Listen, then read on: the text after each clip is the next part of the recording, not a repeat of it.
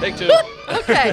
All right. So for those who don't know, the microphones were not turned on the first time we did this. So this is going to be a take two. Okay. How's my hair? So far, so good. Yeah? Yeah. You yanked that piece.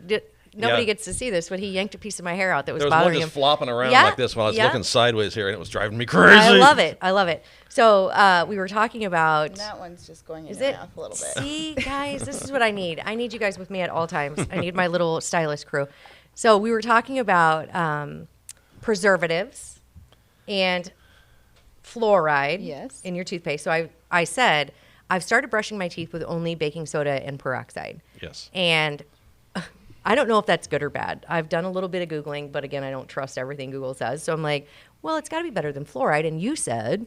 Fluoride is something that came into use in the water system in the early 50s, I think. Mm-hmm. And at that time, as soon as they started putting it in, people went crazy. Oh, my God, they're going to kill us all. It's going to be poison in the water and everything. Fluoride is there to help with dental health. Okay. And there's never been any studies done that showed that fluoride was bad. Are these studies done by dentists? No, I'm telling you. They're done by scientists. How's that? Dentist scientists. I've heard of them. Dental, no, I'm kidding. Dental science. I mean, okay, so I have a reverse osmosis system in my house, and we use that to water our plants. Obviously, we drink this because I don't want all the stuff, not just fluoride, but all the other things that are in our water.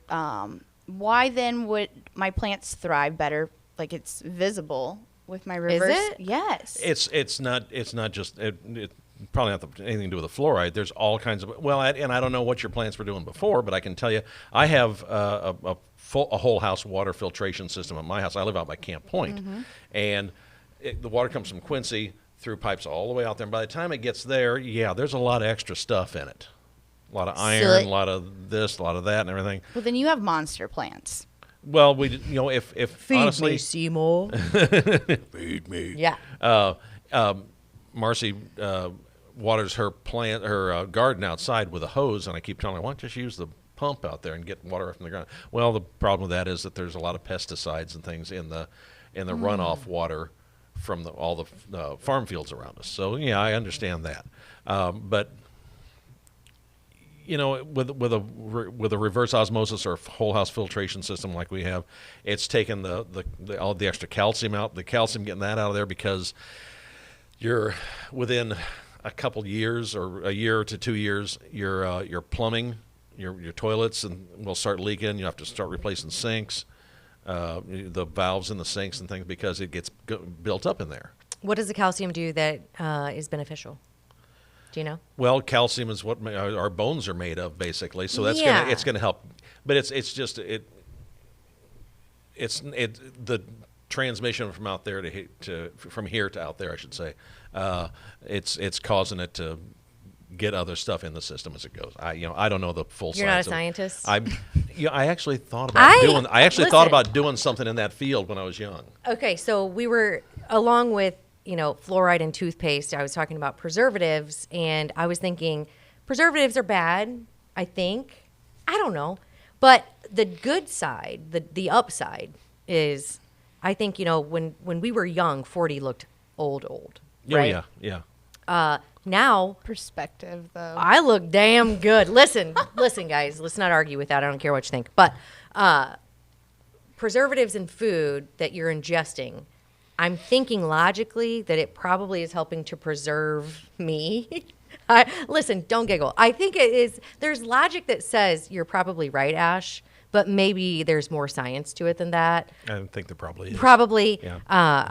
I don't plan on going back to school anytime, so I'll just. And what I said on our first take Yeah. was that people live a lot healthier lives now. That we're not forced into heavy manual labor all Right. day, every day, 6 days a week. Which when my parents were growing up, they worked 6 days a week. Yeah. If it wasn't 5, it was 6 days a week. In my case, I worked 7 days a week still, but No rest for Randy. but it's not heavy manual labor. And when you come home, you're not eating bologna and bacon. You're having some fruit and vegetables and things like. Well, you're supposed to. I was gonna say, listen, I eat a lot of bacon. Well, who doesn't love? I mean, everybody's gonna love bacon some way or another. Yeah. But the point is that the eating habits are healthier in general. Yeah. and we don't work as physically hard. Right. What was it like? Tom Cruise and Wilford Brimley. When Wilford Brimley made Cocoon, he was the same age as Tom Cruise was when he made the first Top Gun. What? Or something like it was. Is it's Wilford something very Brimley the similar to that. diabetes guy? Yeah. Okay. Yeah, those two guys were the same age when Preservatives, at baby. one point when they each made a movie, and boy, they didn't look alike at all. No. So, So yeah, there's genetics probably and everything else, too. genetics, Yeah. changing times, of course, but I do think preservatives, right? And then, of course, going back to how's the hair. I think it's essential that you have people who will yank stray hairs out and tell you that your hair looks phenomenal, which yours does, by the way. Oh, thank you. But we all have to give credit where credit's due, and that is our stylists, our barbers, the people who use our head, our faces as a billboard, and right As their advertisement for their business. I think that is so true. Yeah. And when I sit down at my stylist, my friend, my cousin Danielle at Crush, she does things that I don't think anybody else could. She not only takes care of my outsides, but when I sit down, I expel all of this bullshit and all this drama that I walk out of there feeling beautiful and lighter and just all around amazing. And I think you had a story. Yeah, along the same lines. What I was saying earlier was, when I was growing up, it was, men went to the barber shop, women went to the beauty shop. The barber shop that I went to was called Gramke's Barbershop. It was on 12th Street between State and Jefferson on the west side. Is the building still there? It's a big glass windows, Yep. and I think it's a style salon now. Again, it was a guitar shop for a while. Yeah, I remember that. Yeah, and the barber, and when I was, my dad took me in there when I was 2 or 3 years old, and they set me up on the board and up on the chair and everything, and I remember just crying my eyes out because I remember in my head thinking, why am I crying? They're just cutting my hair. What's going on? What's wrong? What's this happening to me? And a few times later when I went back in, set me up there, I didn't cry that time. And I remember going home and telling Mom, hey, I didn't cry this time. And at one point he took and put some, got the lather machine out, and did a little lather on here and used the back side of the straight razor because it had the big strap, that you like this, and did the back side of it, and I felt like a pretty cool kid. And that's it. Yeah. I think it's like, Yeah. I'm going to be a big kid now. Yeah, and then Mom and Dad moved here in '47. My dad worked at Gardner, Denver for most of his life. Mom worked at a few other jobs. Then she went away to school to become a beautician, and came back. Carson Perry Scott Building, at 5th and Main. Was at that time called Block and Cool. It was a department store, and they had a mezzanine up there, and there was a beauty shop on the mezzanine. Mom became the manager of that eventually, and about once every 2 weeks or so, a little short lady with a big, tall beehive hairdo would come in to get her hair done. She was the madam at the brothel here in town. Ooh. And the stories have been told about her, and I remember seeing her walking around into the 80s and early 90s downtown. Little short lady with big tall hair, had a little poodle she'd walk around with downtown, very well kept and very straight back, walking like this. But she would come in there to get her hair done. None of the other women that did hair in there wanted anything to do with her because of what she did for a living. And Mom said, I don't care what she does as long as I get some of her money. Yeah. So Give me that dough, baby. yeah, that's where I got it from, folks. Hey. So Nothing wrong with that. so she'd take the lady in the back, Ruthie, I think was her name. She'd take Ruthie in back and do her hair, get her all set up and everything, and get her done. And then Ruthie would say, Thelma, which is my mom's name, Thelma, the girls need some dresses. Here's some money. Go out and buy them some dresses. The girls being The ladies who worked for The Ruthie. stylist. Oh. The ladies in the brothel. Okay.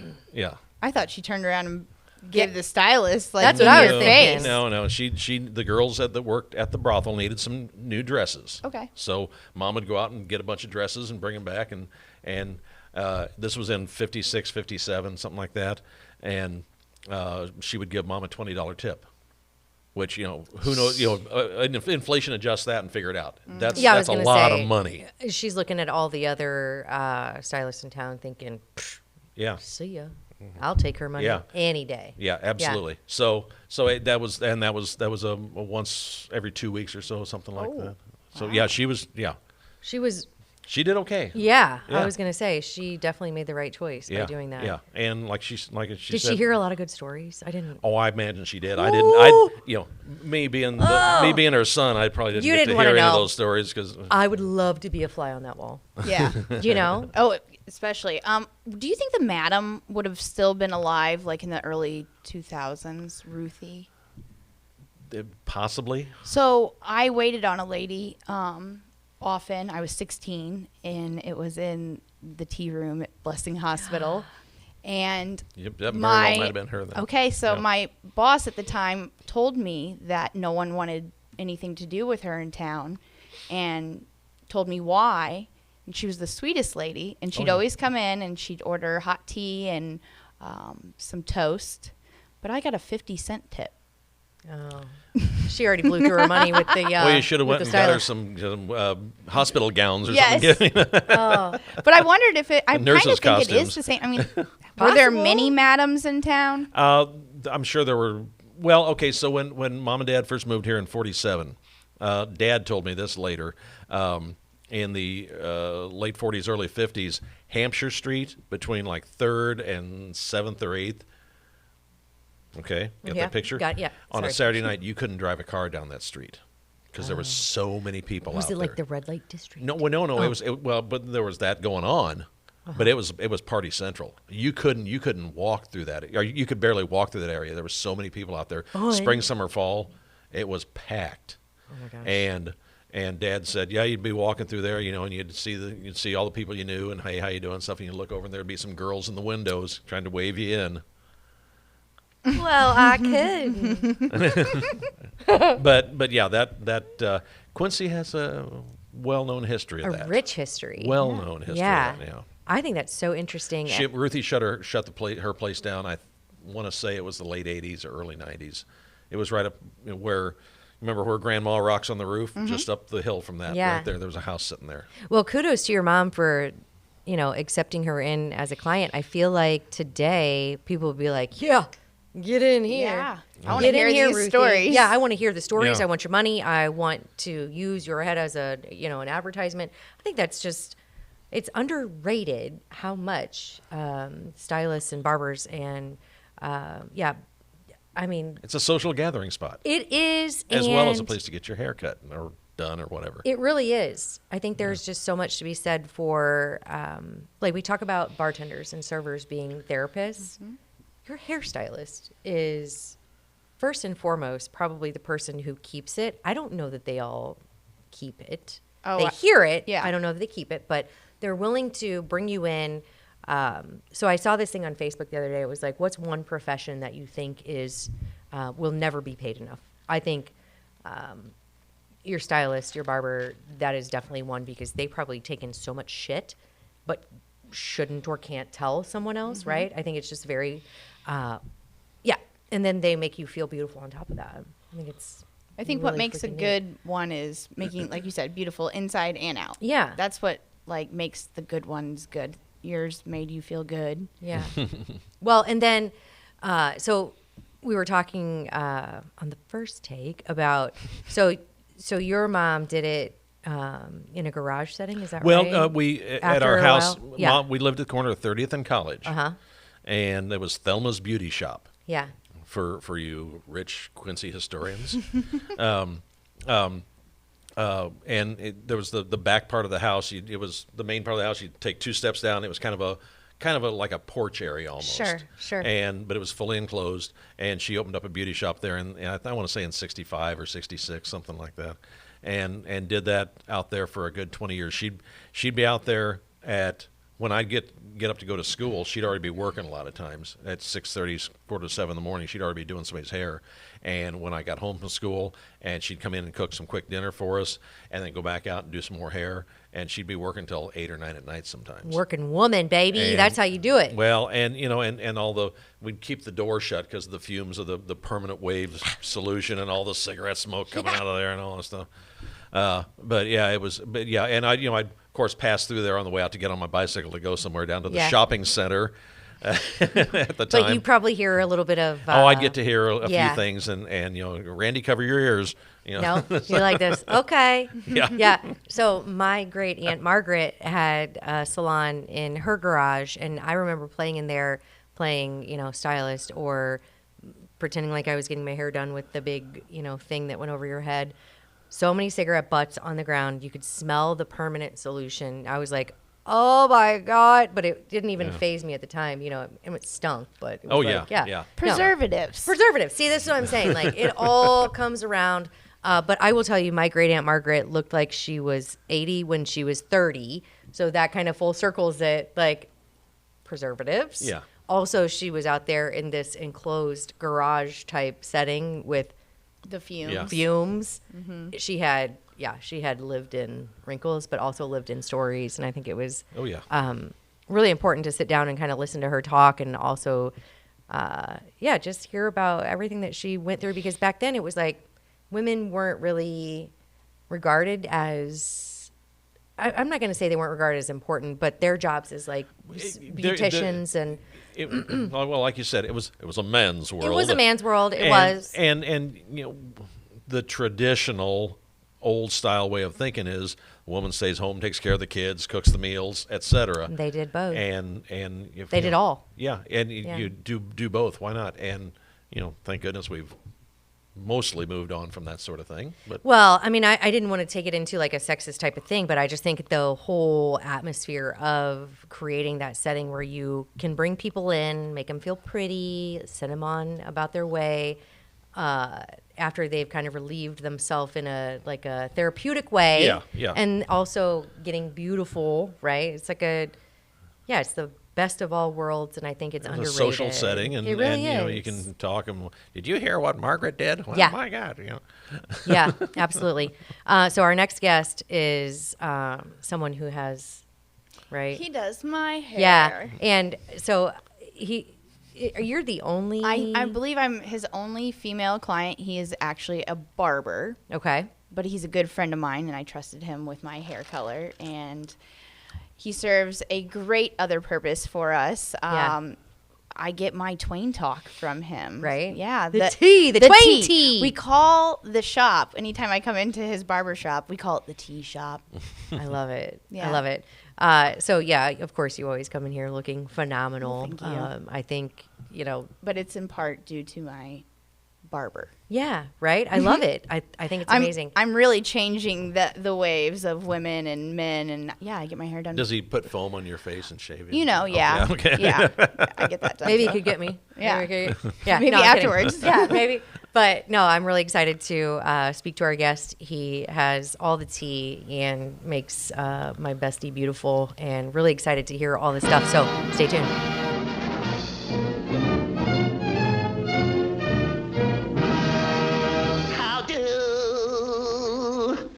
The Liquor Booth is your home for a huge selection of beer, wine, and spirits. The Liquor Booth has 2 locations in Quincy, 3520 Broadway and 1500 North 12th Street. The Liquor Booth, where it's always happy hour. Welcome to my shop. Let me cut your mop. Let me shave your crop. Daintily, daintily. Hey, you. I'm far superior to karaoke. Wait, are you a singer? Yes. You are? Yeah. Like actually classically trained. Seriously? Seriously? Seriously. How do I not know this? All I'm right, sorry, it so doesn't let's- come up in the tea shop. Let's kick it off with that. Okay, so you didn't know that he's a classically trained singer. No, probably because we sit there and talk about me the whole Drama. time. We do every single time. It starts Whatever. with how's my hair and how can you make it better? Yes, I do. Dude, okay, so, Jay Fohey, Yes. welcome. Thank you. This was an amazing start because for years she's been telling me that, of course, her hair is important to her, which it always looks phenomenal. So, but recently she's told me that she's your only female client. Is that correct? She is my only female color client. Ooh. So I have. Here comes the tea, folks. I do have female clients that He's I cut cheating on me. in my Barbershop, Yes. but she is the only female client that I have. Get out. That I color. Okay. All right. So there's the brass tacks, folks. We have Jay Fohey. From Schmidt and White Barbershop. From Schmidt and White. He is the owner and the barber there. In Hannibal. In Hannibal. Yeah. Welcome. Thank you. Yeah. The start of this was better than I could have ever expected. So I didn't realize that because, karaoke to me is something that's a mainstay, I think, in both Quincy and Hannibal. The fact that you are too good to karaoke is amazing. I'm too bad to karaoke. So let's just go ahead and antithesis that. Classically trained? I didn't say too good. I just said far superior. Well, There is a difference. tomato. Nobody's too good to karaoke. Right. So classically trained. Can we start there? I went to college as a vocal music education major. Swiftly changed that degree because I decided that I could not be surrounded by children for the rest of my life. Anybody who knows me knows that is accurate. But you love dogs. So I love dogs. Okay. I love cutting kids' hair. Okay. Oh, he's so good at it too. And I love cutting adults' hair. I've watched him cut the squirmiest kid. Yeah. He's just moving all around, and somehow he didn't mess up his hair, and he did it in under 5 minutes. So let's go ahead and circle back there just for a second, which I hate that vernacular. I hate that terminology, Nope. right? Because We'll circle back huge in corporate. But 60,000 times during this conversation. So when we were talking to Randy, his first experience was he was traumatized. And I think that when you're a child sitting in this chair and you're seeing a part of yourself go to the floor, it's like, what the shit? Yeah. Right? So Yeah. I didn't approve of that. right? It's a part of you. You have no idea.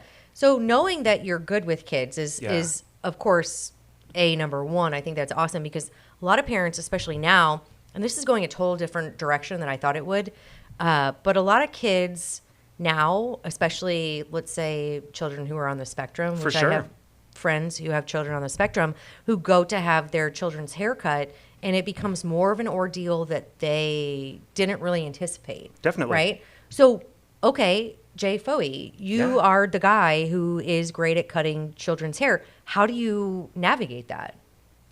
I'm patient, Okay. That's awesome. and sometimes that's a lie. Well, you can be a lie if the facade is there. No, definitely. Right. I'm just extremely patient when it comes to my approach with children, especially children that have sensory issues. Yeah. And that has always been just a ground rule in my shop. Why? Because How? why not? Yeah. Why wouldn't I be? Okay. I want people to be patient with me. I don't have sensory issues, but I have other issues. I mean, I'm sure you've got other issues. No. No. Plenty No. of issues. Yeah. No. Okay. No issues. No, I Not think that that's one hair that's out of place. Is it still? No, Gosh, it's dang it, not. I thought It's Randy great. pulled it. He Okay. got it for no, you. I think it's. I think that's a beautiful thing. I think it's Patience is key. And also, I'm very willing to tell parents that today's just not the day. I'll take a loss on my books if it means that a kid will come back and have a better experience in 3 weeks Yes. or 3 months or 3 years. And it's been that long sometimes. Really? And I'm very happy to do that. And it's worked out very, very well for kids. I've seen the development, like the developmental bridge for children that have sensory issues, generally specifically autism. It's absolutely incredible. Yeah. I love it. Well, God bless you. Gosh dang it. I know, in my mind. Right? I didn't. So this- I didn't expect this I part of the didn't either. So conversation this today at totally- all. So we had an idea of how this is going to go. This is beautiful, of course, but so Jay Fohey, again, the barbershop is Schmidt Schmidt and White Barbershop. Schmidt and White Barbershop. And I call it downtown Hannibal. He corrected me and told me that he's Downtown downtown adjacent. adjacent. ish, Yes. right? You're Yeah. ish. Yeah. But you have been there for how long? 5 years and 1 month today. Okay, so is it? Congrats. Is it? Thanks. Yes, congratulations. Thank you. Is it bad if I say up and coming, or you've already established, or I mean, you I are am like the so guy. in the throes. You are in the of it. throes. He I is am. the man down there. Like, people come in for the walk-ins, and he's like, I can't. Like, it says walk-in walk-ins welcome. I Yeah. think like every place says that. Yeah. When it's a barbershop or a hairstylist, but he's booked. But if he can Solid. fit you in, he'll fit you in. I've seen him do like those quick, Yeah, 2-minute cuts or whatever. I still don't even understand know if how that's you do that when the kid's like, yeah. It's a time warp, babe. I, Absolute time warp. it's insane. Okay, so how long have you been going to him? I would say 2-3 Probably years. not quite 2 years. Maybe Okay. like, let's call it 18 months. Sure. Okay. Yeah. All right. Well, And I kudos. feel like my hair has never been it's better. beautiful. Like Your hair's honestly, he always took me amazing. on a health journey with it, but then we threw some blonde in it Yeah. for some summer looks. Well, I'll go ahead and say that I can tell the difference from when we started this yeah. venture to now. And of course, every time she comes in, I'm like, you're just freaking amazing. So, but she's gorgeous anyway. How many clients do you see a day? It ranges. Average. On average, I do anywhere from probably 30 to 35 haircuts a day. What? Yes. That's an average. What do you think your biggest day was? I know you have that number somewhere. Probably in the neighborhood of like 38 haircuts. Wow. We're about 3 weeks away from like the season for back to school. Oh yeah. So Yeah, you're about to Hannibal's schools go back on like the mid to late August. They do school pictures like a week and a half before that, so it's like just around the corner. You're a busy little It's fella. bigger than Christmas. All right, And cool. Christmas is pretty darn big because people like to look cute for pictures with Santa Mm-hmm. Claus. So, did you always want to be? No. Okay, so No. you went from being singer to I mean, kind of singer Ish. to like retail management for a while. what was your pull to that? What was your initial? Well, let me tell you. Yes, please, Jay, please. We won't go full circle. We'll just Yeah, back this do it. wagon up. Back it up, baby. Back Back the it up. wagon up. Yeah. So, I was just in retail management. I got tired of making money for other people. This was about 10 years ago. And I woke up one day and I thought, you know what I should do? Anything but this. You're like, yeah, yes, I love it. 10 years ago, barbering was like up and coming. I mean, it was Barbering. literally all over the place. Like men started caring about the way that they looked again. Thank God, right? Yeah, right. Yeah, I was mean, gonna like, say, here we thank are. God. I didn't even Yeah. think about that, but you're right. Like how that 10 years ago. I mean, really, like 8 to 10 years ago, men started caring again. Because was that the season of metrosexual? I think we were a ish, little kind of like- past metrosexual, Okay, but okay.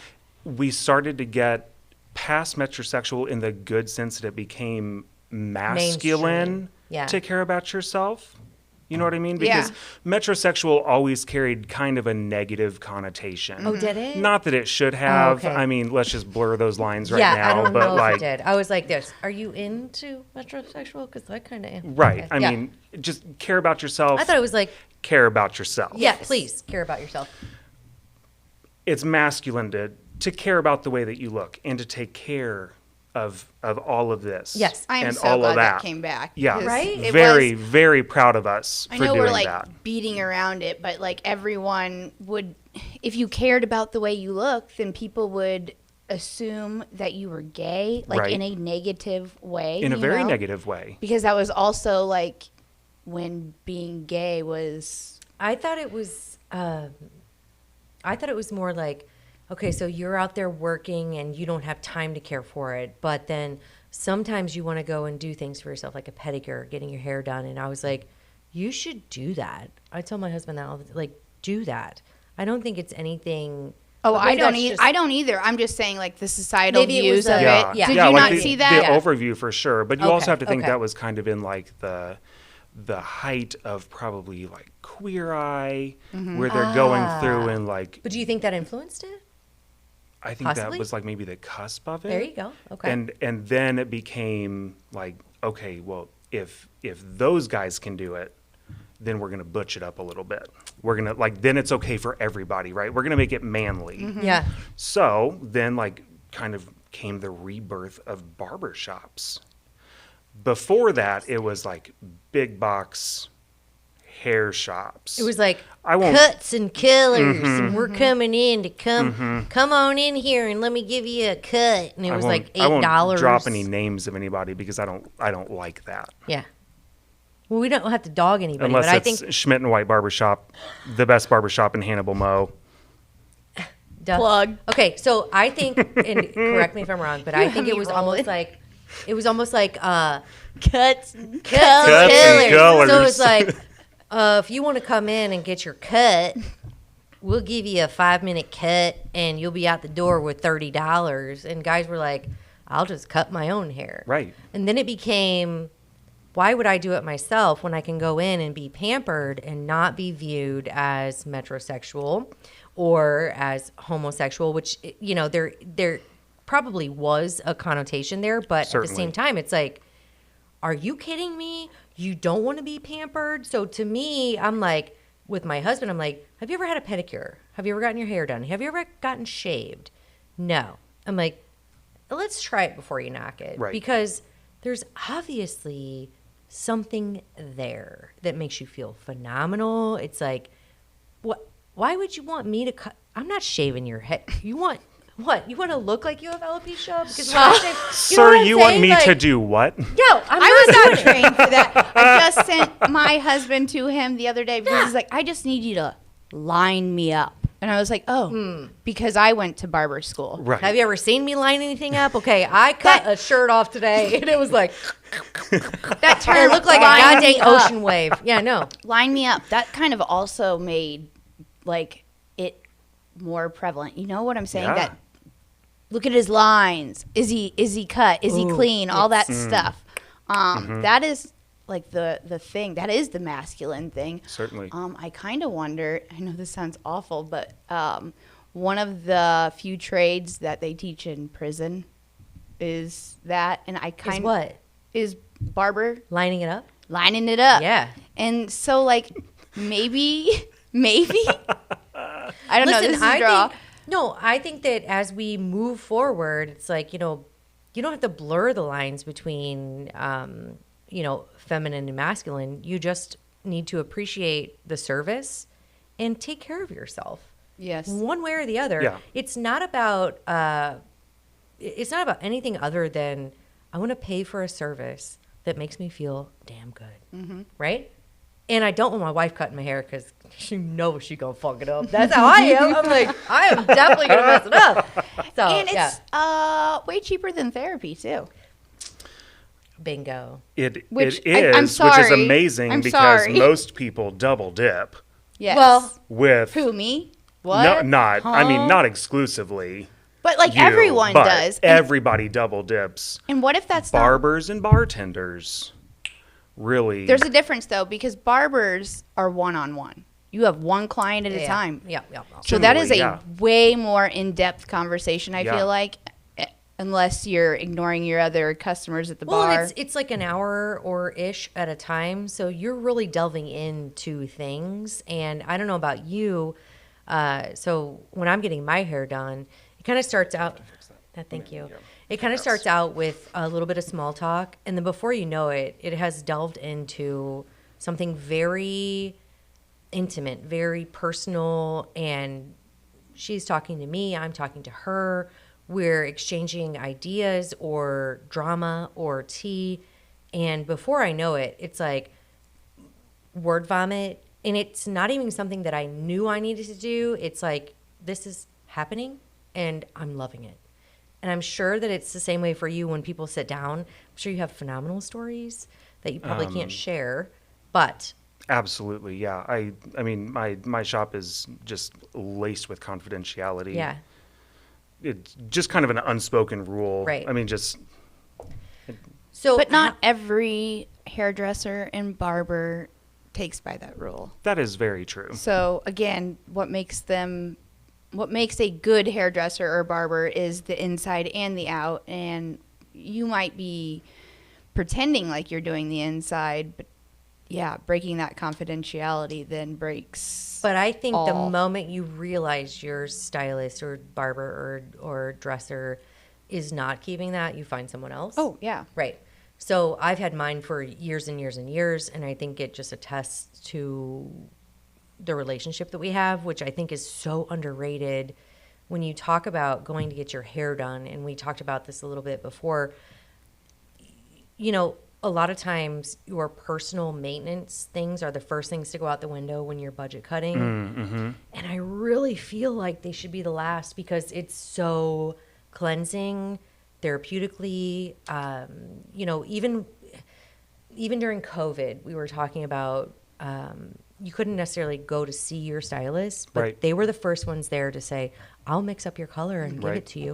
Like, they just do these things that are like, I want you to be your best self. I want you to have this outward beauty, but then when you go to sit down in their chair, it's like, oh my gosh, you just feel so light. You just feel cleansed. You just do. It is not just the best hair washing in the world, because no one can wash your hair better than. No. Yeah. But they also Like, can't get wash the your back. soul Yeah. as well. I feel like it's soul washing. Definitely. And anyone who hasn't experienced that, definitely, I think, try it. Yeah. Good So old amazing. soul Not everyone washing. It can, really like you is. said. I see a lot of people like around here. The Quincy Neighborhood Federation is getting people together to do pro bono, like volunteer their time for children in need that can't afford their haircuts. Oh, because really? yeah, everyone needs that like good feeling of, you know, a clean cut, especially before school, like you said. Yeah, So for sure. you know, shout out to the Quincy Neighborhood Federation for doing Now- that. So let's talk about Quincy and Hannibal, because I Yeah. think this is I think it's a constant comparison because we're in Yeah. proximity to one Amen. another. So close. You know, like you're here because your boyfriend is here. Yep. There are a lot of people that work in Quincy or live in Quincy, work in Hannibal, and vice versa. or travel. Yeah, we're just very connected. So there's always that comparison, I feel like. Yeah. Even though Hannibal is on a much, I don't want to say much, but it is a lot smaller than Quincy. Just a honed down version, I think. And we tend to look to you guys for, I don't know, like, you guys are doing good shit, I feel. Yeah, I would feel like a lot of the time there's very, very positive things that are happening in Hannibal.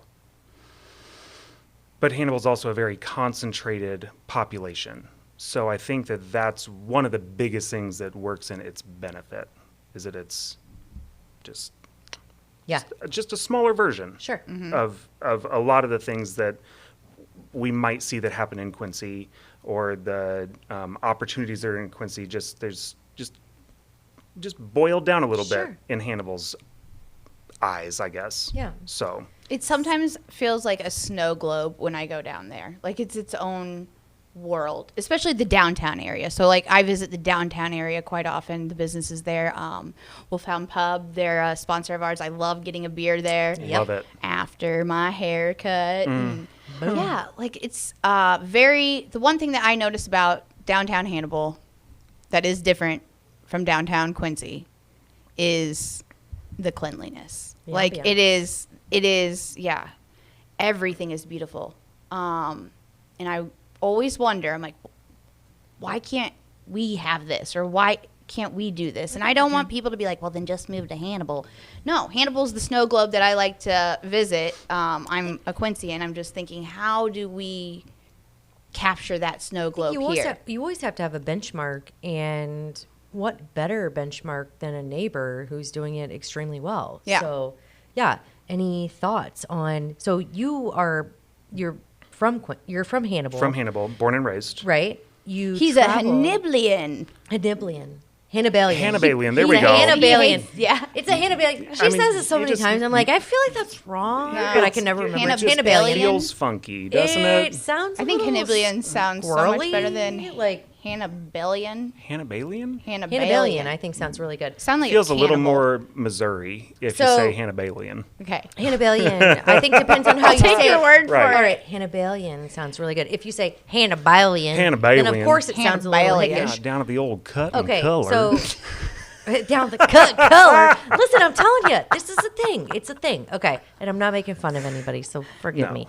But so Hannibal has long been one of our benchmarks that I look to thinking, well, when people say riverfront improvement is not a possibility, and I look at Hannibal and I'm like, yes, it is. Yeah. And we've gone down there multiple times. We hang out there a lot, whether with Muddy River News on our own. It just seems like you have your shit together. Yeah, for sure. I don't know who created that or how you sustain it, but I'm really interested in listening to your feedback about what we can do, how you guys are doing it, etc. It's a great day to meet me because Spill I've the got I'm tea. totally putting so I've much got a pressure lot on of you. feedback. Okay. Okay. All right. Okay. So we all have like these moments in our lives, right, that are just like core memories. Or I had this professor in college, and he called them, and it's a term that I absolutely just detest, but I'm going to use it today. And moments made eternal, right? Like something that just like sticks with you. Yeah, I like that. So yeah, but Sorry, I won't. we use won't it. use it again. Yeah. But it's one of those Moments made eternal, guys. Yeah. Okay. Sorry, Doc, but whatever. So there's this one moment that sticks in my mind, and it was shortly after I opened my shop. And some mornings when I'm like leaving Quincy and driving into Hannibal, you come down Mark Twain Avenue, like past all the gas stations, and it's not the most beautiful drive, right? Because it's like you've got the tree-lined bluffs on one side, and you've got just like a row of gas stations. And But it's just it sells very cheap gas. and it's that gas. I Like think it's the very Quincyans just like economic. There's gas. That's just what it is. Also, I think when you're driving down that path, when I drive down it, I'm thinking of what's to come. Yeah. So I and have like this like just on the grandiose cusp of that, feeling. like Yeah. you can start to see just like a kiss of water like on the horizon, Yeah. right? So it's like it's taunting you a little bit. Anticipation. So you, Yeah, I you love go that. around this turn, and your options are you can continue forward, carry on, child, and you can meander on to Mark Twain Cave, which is a wonderful place to visit, or you can veer left and go to downtown Hannibal on the beautiful historic Main Street, right? So this morning, and it was shortly after like a big storm that had come through the night before. So there's like this kind of yellow haze over everything in downtown, and it's pretty early in the morning. It's probably between 6:30 and 7. So I decided to drive downtown Main Street, and I mean, this is not an exaggeration of my experience. So everything's kind of like this golden glow. I'm driving down Main Street, and every single business that I drive past, all of the owners are out with brooms in their hands, sweeping off their sidewalks. After a storm that came through the night before. I mean, and literally, this is not an exaggeration of my Yeah. experience. Every single shop that I drove past, all of the owners are out cleaning their sidewalks. They're readying their businesses for the day, for the tourists that are coming in. They're preparing for the people that are going to be there. Right. They're not hoping that somebody else is going to come by and take care of it for them. They're not crossing their fingers and hoping that there's going to be a gust of wind that just blows those leaves away and just, oh, maybe somebody else will take care of it. Or, you know, when Tommy comes in at 11 o'clock, maybe he'll see him and kick him to the side. You know, they're just very proactive in their approach. Right. And then there's also just like kind of the interagency work that, I mean, you've got the street department that takes all the trash away every morning from Main Street. You've got the Parks and Rec department that takes all the trash out of the parks every single morning. I love the Leslie Knope of the Hannibal Right, Parks. I right. freaking love her. She is awesome. She's I mean, freaking she amazing. is Yeah. on it Yeah. every single day and just literally walking up and down the street. I mean, you know that she is out there just pounding the pavement, putting the work in. And I mean, I think that to me is just really what speaks to the success of Hannibal, especially in kind of like that downtown corridor. Yeah. Now, there's tons of Hannibal that people don't see when they come in from a tourist perspective, right? But that's like residential, right? There's residential, there's like the business district that would consume like Walmart, Industrial. you know, But Aldi, even like that area. That business district. It's doesn't- still taken care Yeah, of. you don't see weeds growing up from the pavement. Who's No. doing that? Is it the businesses? I would assume that it would still be the businesses. Like, what about downtown? The weeds growing up from the cracks. Who takes care of that? the street department. I mean, there's a street sweeper that's through all the streets once a week, Mm-hmm. and taking care of the streets. Do businesses pay a certain fee. You said something about a historical district. So there's the Historic Hannibal Marketing Council. I would assume that the businesses that are in that historic district would pay kind of like an annual fee that would probably Take care of cover that. like some of the events that happen down there. But that's nothing to and, do like, with the beautification or not anything like that. beautification, So no. it's on the business So owner. it's On the business mostly just owners, pride of ownership. Pride of ownership. through your business. Volunteer work. Okay. I mean, Do you like spray for weeds around your I spray shop? for weeds. I pay for lawn care. I have a little bit of grass around my barbershop. Like, I pay Do someone you to take care own of your, it. your building? I do. Okay. So I think, here's like a justification. Yeah, I know what you're gonna justification. say. So a lot of places in downtown Quincy are rented. That doesn't mean that you shouldn't take pride of ownership in it. I think there are ordinances in Quincy that should be taking care of this. Is that right? We've talked about this numerous times. Well, we just brought it up on our recent coffee talk, like in regards to just taking small steps in beautification, and that would fall under, in this area, what we're talking about downtown, the CBD beautification project, and that covers, the weeding, the cleanup, whatnot. The biggest Just the one is facade in general. Like when people walk into or drive into Quincy, I guess my question the biggest would be, one is that median. what do we want people to see? Not and a- how do we accomplish it? Yeah. And if it's already established that there's an ordinance or a group that's supposed to be taking care of it, let's hold them accountable, Yeah. right? And speaking of ordinances, like another ordinance thing that like we will probably touch on later, but like another thing that I see Hannibal doesn't do, but Quincy does, and I'm still not quite sure why we do it because we have an ordinance against it, is the signs, like the Yard, boulevard. on Median. whatever you call it. We call it the right of way in our ordinance. You call Right. it the park view. You said It's the like- boulevard. Parkway. Place between the sidewalk and the street. I call it a boulevard. Yeah, the property owner is like responsible for mowing it, but it's city owned and city property. And we see a lot of people putting their signs out for their businesses or whatever For sure. on this city property. It's free advertisement for them, and you're taking away from local advertisers, which does make a community thrive. But that's besides that point. My thing is, we have an ordinance. We don't enforce it because quite a while ago, actually it was not too long ago, it was in the news, there was a memorial in one of those places and somebody wanted to have that removed. Right. They deemed, not to do this because no one wants to touch that. You know what I'm saying? Like, it's You don't a wanna- touchy Yeah, subject. it's emotional, and you don't want to like knock anybody down. For But that, then, like what we said, or you said this, Quincy is all or nothing. So instead of reforming this ordinance and saying, hey, we will allow these, we just now allow everything and don't enforce it. And I was driving from your house to Hy-Vee the other day, and it was like, I think I saw 36 signs in the right-of-ways of, different advertisements. And That's crazy. it just takes away from the view, I think Quincy, we're spending a lot of money to beautify our city. Case in point, 6th Street. We don't want to take away from that or any other place or business that's trying to, like promote this, whether it's a facade or not, because every city has their shit, right? We talked Of about like course. drug use and crime and Right. But when you go into a city, you want to feel like you're welcomed. You want to feel like it's beautiful. And what better way to do that than beautifying all the surroundings that you can? And when you have just rampant signs and memorials and this and this and this, it's like I think the memorials are so little, though. Like, to take that's the reason why we're allowing all this. There's like 5 of them. Oh no, Let I think them- there's a case by case issue, and I think that's kind of it's really easy to tackle if you have somebody who's like, you know what, come to me and I'll approve or not. It's Yeah, you I have think to have that should stipulations. go to city council, and it should be, like you said, a case by case. And Do you know what Hannibal does? I'm not sure Not what privy to it?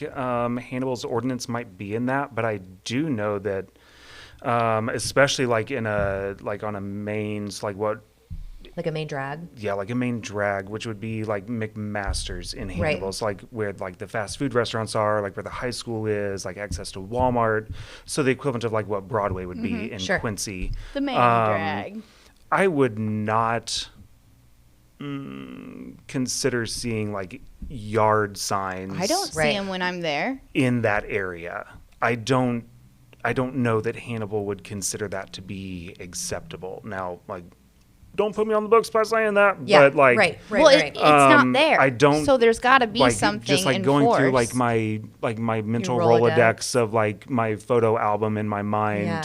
Like I can't picture a time unless it's advertising like one specific event that they would be up for a Temporarily. week. Right. Yeah, But it temporarily. wouldn't be just like an ongoing Right, like right. 2-year long, we're gonna put this sign up and just like forget that it's there. Right. Haha, good luck mowing around it. Right.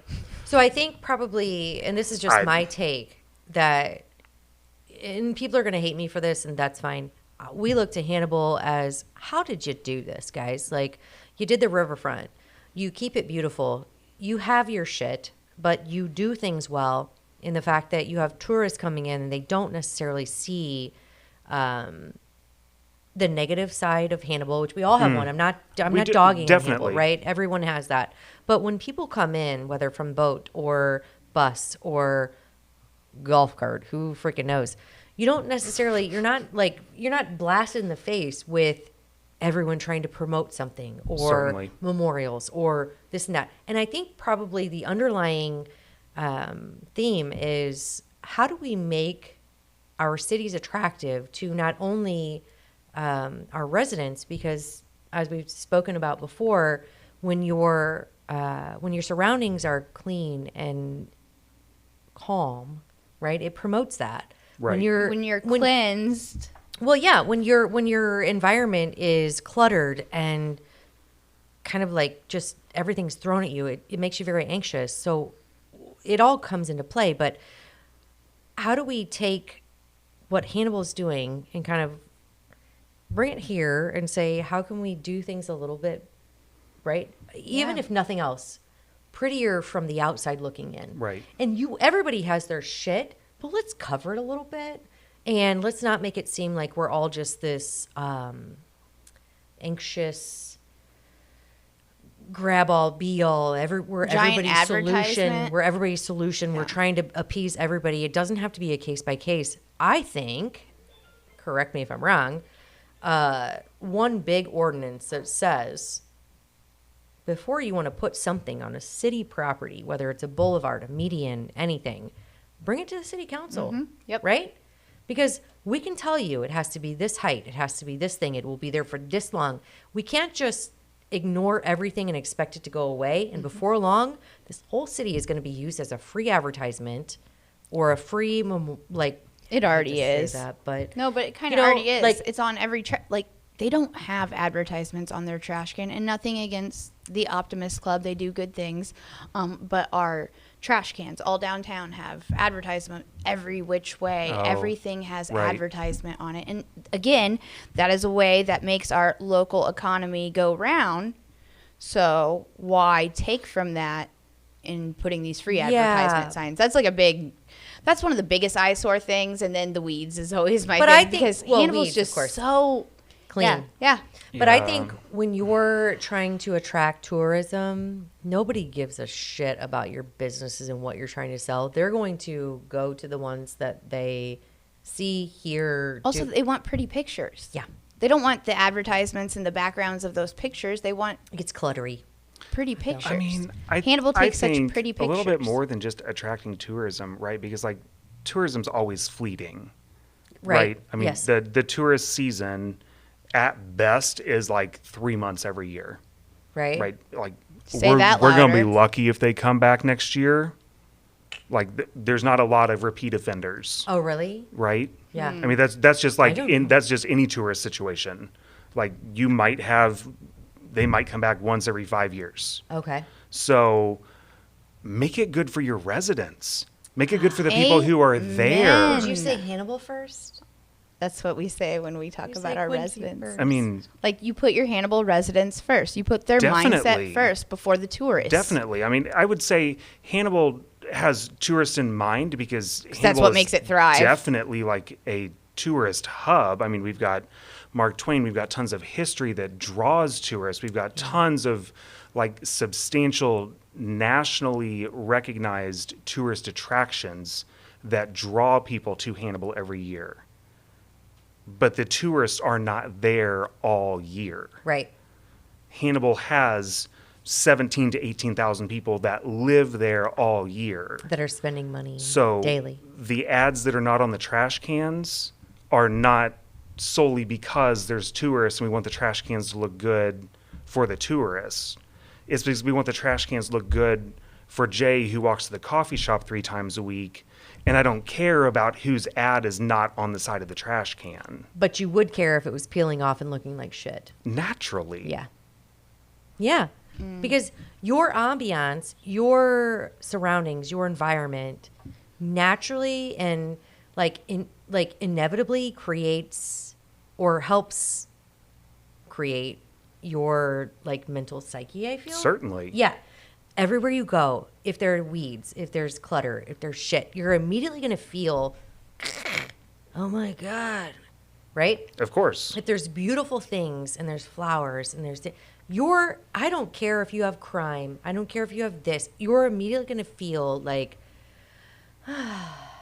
okay, Right. I can tackle the next thing, Yeah. right? Even if it's a mindset. right? It's It a really is. cleansing mindset. Did I say this? Like when you're at your home and your clutter in your bedroom is like, oh my God, I can't do anything until I eradicate this clutter. I feel like that's kind of where we all need to stem all of our efforts. Like we're going to have to beautify all of this and then we can forge forward to do the next best Yeah. thing. Right? Yeah. Okay. I feel like you do Me. that with your profession. Correct me if I'm wrong. Every time I walk into, my stylist, I'm like, I have one thing in mind, and that's pretty hair. When I leave, I didn't realize that she had not only taken care of my physical appearance, but also had like just left me so light that I got to sit down and talk to her therapeutically. And I just think one thing translates to another. So if you feel good in one area of your life, it's very simple to look at that area of your life and be like, how can I translate that into other areas? And I look at that as our city. It's very, very, very easy to be like, if we beautified our city in a way that kind of, when you walk into it, you feel good. You feel less cluttered. You feel free. You feel relieved. I think there's something to be said for that, right? Yeah. I do feel like that. Jay, Ma'am. fucking call me that again. No, I'm kidding. So, all right, I'll ask this question. Any good stories that you've ever heard that are not from Brittany? Yeah, you can't say mine. Yeah, you can't tell hers. Any great stories that are not like HIPAA? No, I won't release Okay. any client stories, but I will just give like a little, Snippet? just a tiny, like just brief chaos about this shop Okay. because it is my livelihood. It is literally my heart is in that building. So I'll make it brief because here we are, but this is going to be powered by Susan. Cheers. Brought to you by the liquor booth. Yeah. So, I've been in business for 5 years. I bought my building April of 2018. I had absolutely no idea what I was doing. I bought what I thought was a beautiful little onion of a building, and it's small. My barbershop is very small. It's about 700 square feet. But 38 clients later. And I opened up the front door, and I was like, shit. Come, my children. Yeah. This is awful. It smells like an onion. It was a tattoo shop before. Oh, it did smell like an onion. Oh, so it's got stories. It was before you awful. came in. Okay. It was awful. Okay. Anybody who knows what tattoo shop it was knows what state that it was in. There was Piss in the corner? There was orange shag carpet. The best. The bathroom floor had literally rotted through. That's from pee. There were sharps containers in the mud in the basement. It was just absolute chaos. So they had installed like a faux drop ceiling, and I was like, "Oh, this won't be that. This quick flip. I can handle this. I am a strong man." I was not, but I was. Ripped the ceiling down. Everything else came down with it. It was a mess. 14 months later. All brand new walls, brand new plumbing, electric. This building is a shining gem sitting in the most beautifully mounted ring. It's gorgeous. I absolutely love walking into my shop every single day. Yes. And I get to take care of some of my favorite people in the world, which are actually my clients. And I cherish I'm not exaggerating, and I'm not being like overzealous. I cherish every single person that comes into my building because they are all wonderful people. And then COVID happened. Yeah. 9 months after I opened my doors I opened June 18th of 2019, and I was shut down mid-March of 2020. I cannot believe you weren't essential, because you are. I thank you. Yeah. I consider myself very essential. You are. I had absolutely no idea what I was going to do because every single penny that I had ever made was in that building. And the powers that be said, "Sir, you can't go in there and take care of your people." What if No. I wear a space helmet? That's bad. Yeah. How long was that for Missouri? Because you guys Not got as long lifted. as Illinois. We Yeah, opened, you guys got so lifted. we opened way earlier. So this is I where, went that was my experience with Hannibal. I went down there to hang Yeah. out at the bar Yeah. way before. So this is where we- like some of the beauty of the experience of my shop comes into play. So when I opened June 18th of 2019, I was old school, walk in, hang out, shoot the shit all day long barbershop, right? No appointments, come in first come, first serve, right? You could come in at 8 o'clock. You might get a haircut at 10 o'clock. Yeah. I don't know how many people walked in before you. Sweet. I had days that 8 guys would walk into my shop at the exact same time. You're like, you're coming up soon. Yeah, your hair's Yeah. going to be done by like 11:30. Sorry about you. You'll be out by 4. I had Saturdays and my Saturdays are my short days, 8 to 12. I don't work hard on Saturdays. I work hard every other day of the week. Good for you. I had Saturdays that my chairs would be full by 8:30. I would turn my open sign off. Good for I you, had Jay. 15 butts in the seats. Yay! Just staring holes in the back of my head until it was their turn. Yeah. They're there for a reason. Anxiety-inducing. They're there for a reason. They're They there would for a leave reason. if they wanted to. For me. They would leave They if they were there wanted for to. me. Yes.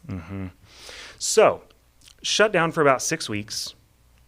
No idea what I was doing with my life. I mean, just literally pacing every single day. Finally, May 4th, I reopened. It was a Monday. I don't work on Mondays. May the 4th be with you, baby. No barbers work on Mondays, right? Wait, No, what? they don't. I But didn't know that. they came out Oh. and the federal government said, "Oh, you can open your doors." I said, I'm "Bet your opening sweet in a bippy, I'm month. going to open my doors." 6 days a week. I only took Sundays off. 12 hours a day. For 6 weeks I worked like this, like slave labor. I was just whipping myself every single day. It was awful. I hated my life because and I did it to myself. No, you did it for your clients. I did it for my clients, but I was it was like every 30 minutes I was locking the doors. I was literally locking myself in In the with shop your with one clients. client at a time. They had to knock to come in. I was sanitizing. What's the secret like- passcode?